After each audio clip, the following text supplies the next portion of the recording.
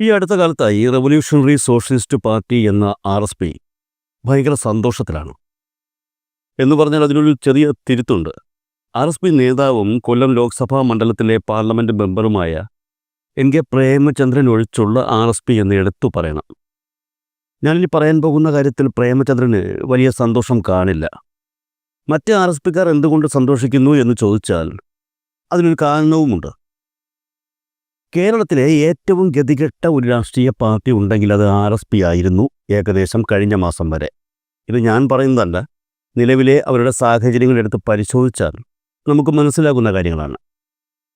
ആ ഗതികേടിൽ നിന്നും ഇപ്പോൾ അവരൊന്ന് കരയ്ക്ക് കയറിയതുപോലെ ഒരു തോന്നലുണ്ടായിരിക്കുന്നു. അത് സന്തോഷിക്കാനുള്ള ഒരു കാരണം തന്നെയാണ്.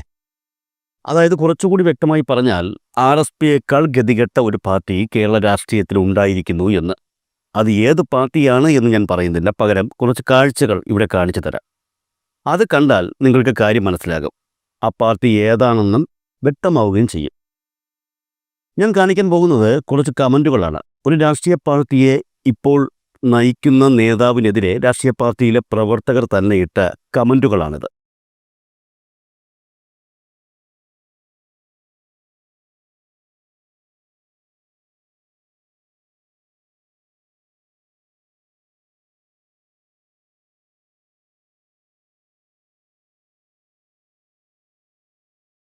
രാഷ്ട്രീയ പാർട്ടി ഏതാണെന്ന് നിങ്ങൾക്ക് മനസ്സിലായി കാണുമെന്ന് വിശ്വസിക്കുന്നു.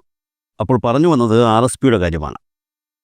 UDFനെ നയിക്കുന്ന ഒരു രാഷ്ട്രീയ പാർട്ടി തന്നെ ഇത്തരത്തിൽ വലിയ പ്രതിസന്ധിയിലായി നിൽക്കുന്ന സമയത്ത് RSPയുടെ പ്രശ്നങ്ങളൊന്നും ഒരു പ്രശ്നമേ അല്ല എന്ന് ഷിബു ബേബി ജോൺ ഉൾപ്പെടെയുള്ള നേതാക്കൾക്ക് ബോധ്യമായി കഴിഞ്ഞു.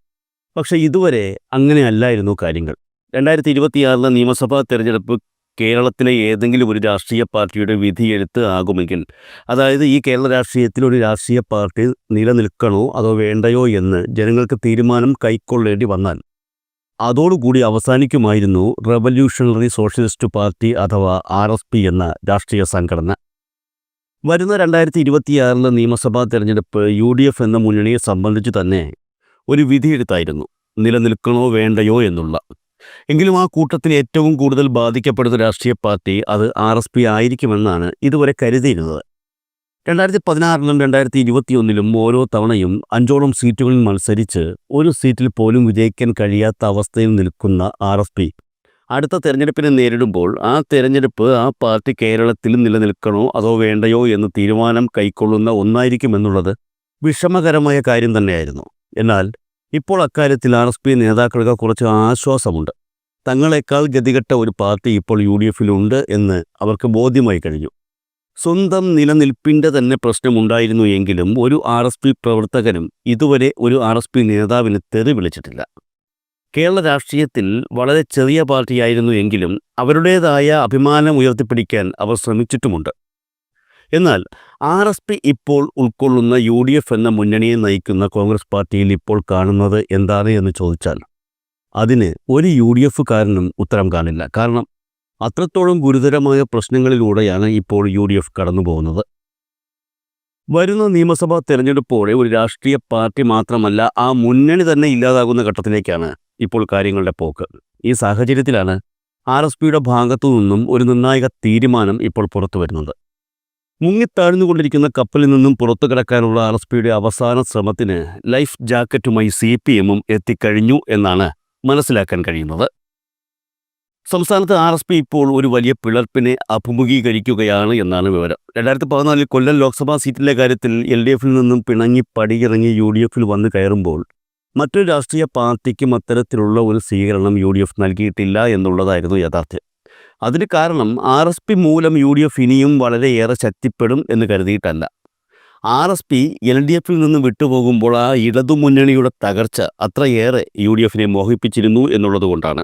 എന്നാൽ സംഭവിച്ചതോ, UDF പിന്തുണയോടെ തന്നെ പ്രേമചന്ദ്രൻ കൊല്ലം ലോക്സഭാ മണ്ഡലത്തിൽ സ്ഥാനാർത്ഥിയായി മത്സരിച്ചു, വിജയിച്ചു, MP ആയി.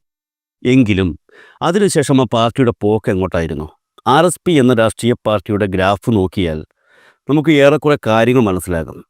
2014 മുൻപ് ആ ഗ്രാഫിൽ ഏറ്റവും ഉയർന്ന സ്ഥാനത്ത് നിൽക്കുന്ന ഒരു സാഹചര്യമായിരുന്നു RSPക്ക് ഉണ്ടായിരുന്നത്.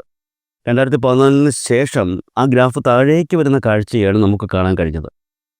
ഇപ്പോൾ ഇവിടെ വച്ച് പറയാൻ കഴിയും, ഇന്ന് കേരള രാഷ്ട്രീയത്തിൽ യാതൊരുവിധ സ്വാധീനവും ചെലുത്താൻ കഴിവില്ലാത്ത ഒരു പാർട്ടിയാണ് ഈ പറയുന്ന RSP എന്ന്.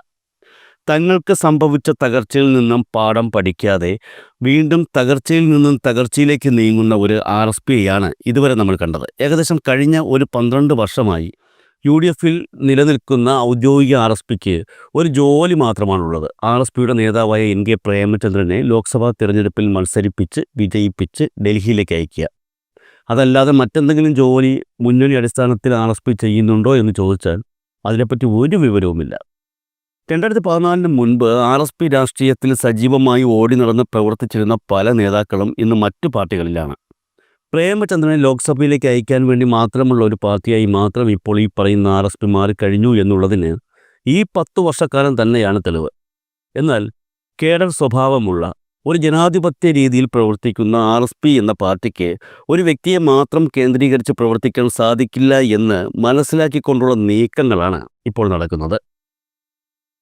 ഇത്തവണ RSP മത്സരിക്കാൻ കൊല്ലം സീറ്റ് കൂടി ചോദിച്ചിരിക്കുകയാണ് എന്ന വിവരങ്ങൾ നേരത്തെ പുറത്തു വന്നിരുന്നു.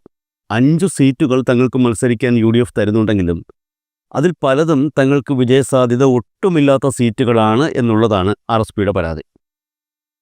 അതുകൊണ്ട് ഇത്തവണ അതിൽ 1-2 സീറ്റുകൾ തിരിച്ചെടുത്ത് പകരം കൊല്ലം സീറ്റ് തങ്ങൾക്ക് നൽകണമെന്നാണ് RSPയുടെ ആവശ്യം. യഥാർത്ഥത്തിൽ ഈ ആവശ്യം ഉന്നയിച്ചിരിക്കുന്നത് RSPയിലെ പ്രേമചന്ദ്രനോ അസീസോ അല്ല. ഇത് ഉന്നയിച്ചിരിക്കുന്നത് ഷിബു ബേബി ജോണാണ്. എന്തുകൊണ്ടാണ് ഷിബു ബേബി ജോൺ കൊല്ലം സീറ്റ് വേണമെന്ന് വാശി പിടിക്കുന്നത് എന്ന് ചോദിച്ചാൽ ഷിബുവിന് RSPയുടെ തട്ടകമായ ചവറയിൽ ഇനിയും മത്സരിക്കാൻ വയ്യ എന്നുള്ളതാണ് ഉത്തരം.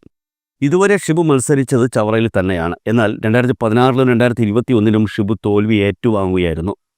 2016 വിജയംപിള്ള ഷിബുവിനെ തോൽപ്പിച്ചപ്പോൾ 2021 ആ വിജയംപിള്ളയുടെ മകൻ ഷിബുവിനെ തോൽപ്പിച്ചു. ചവറ മണ്ഡലം RSPയുടെ തട്ടകം ആണെങ്കിലും തനിക്കത് സുരക്ഷിതമല്ല എന്ന് ഷിബുവിന് തോന്നി തുടങ്ങിയത് 2021 ശേഷമാണ്. അതുകൊണ്ട് ഷിബു ബേബി ജോൺ UDFിനോട് നേരത്തെ ആവശ്യപ്പെട്ടിരുന്നത് ചവറ മണ്ഡലം UDF എടുത്ത് പകരം കൊല്ലം മണ്ഡലം RSPക്ക് നൽകണമെന്നാണ്. ചവറ മണ്ഡലത്തിൽ മത്സരിക്കുന്നതിനേക്കാൾ കൂടുതൽ തനിക്ക് ജയസാധ്യത കൊല്ലം മണ്ഡലത്തിൽ മത്സരിച്ചാൽ ഉണ്ടാകുമെന്നാണ് ഷിബു കരുതുന്നത്.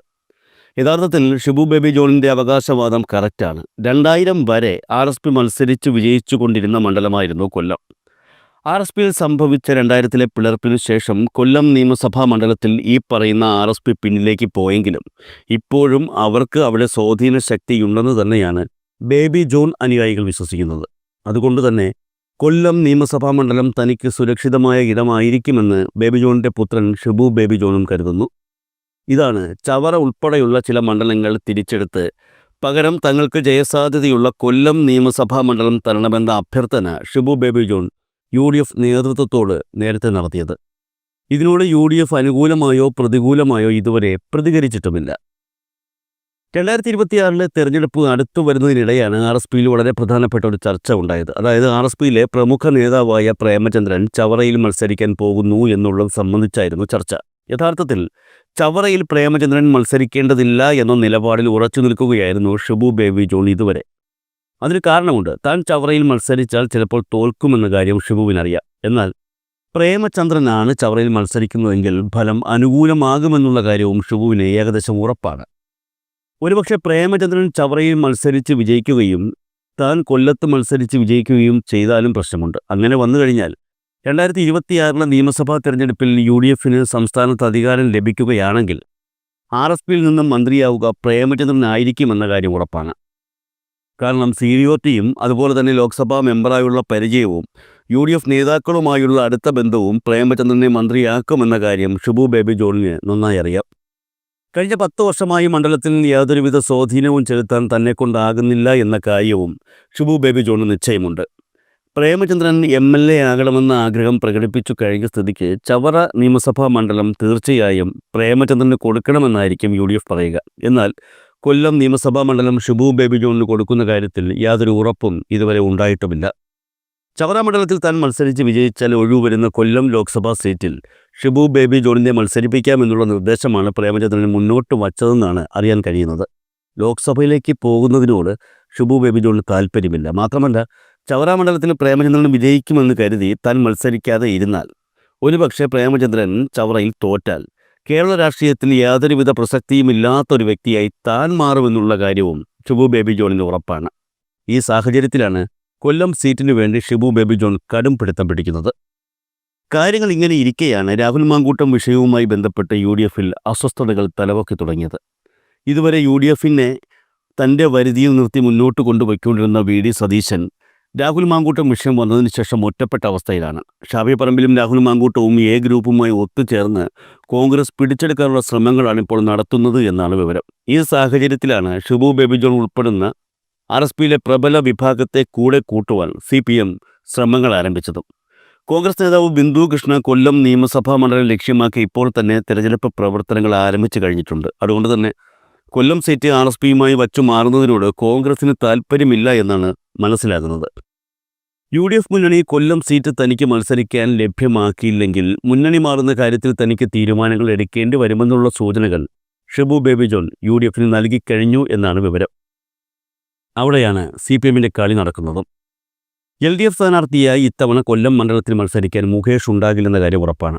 മറ്റൊരു അനുയോജ്യനായ സ്ഥാനാർത്ഥിയെ CPM ഇതുവരെയും കണ്ടുപിടിച്ചിട്ടില്ല എന്നുള്ളതും യാഥാർത്ഥ്യമാണ്.